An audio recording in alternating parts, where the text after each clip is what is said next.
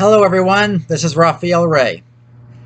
After all this time of the left condemning Russian collusion, them not helping Ukraine in any way, and the sanctions harming our economy instead of Russia's, it's now clear that what's really going on is another pretentious means to further harm our formerly free market economy. Just as communist China created COVID to justify the lockdown, Russia is now invading as a means to justify the Democrats further harming the Western economy. During the lockdown, the Democrats let their supporters go wrecking all honest establishments, big and small, under the pretext of fighting racial injustice.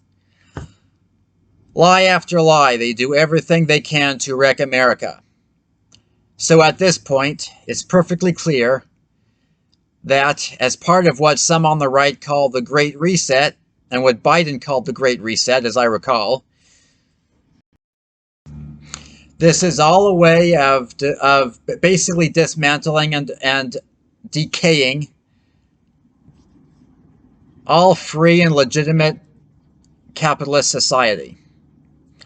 The communists of the previous century had tried to fight capitalism with propaganda wars against it that smears entrepreneurs and business owners, business owning in general, actually. And they eventually learned they couldn't really fight capitalism because capitalism is so perfectly legitimate as it really functions. Well, now, today's communists are much more cunning because of the lessons learned by the previous communists. Now they're secretly taking over big businesses and waging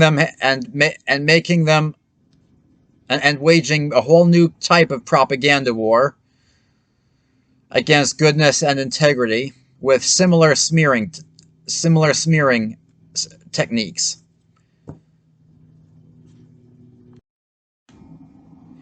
Today, several more countries are showing to be communist when they never could in the past.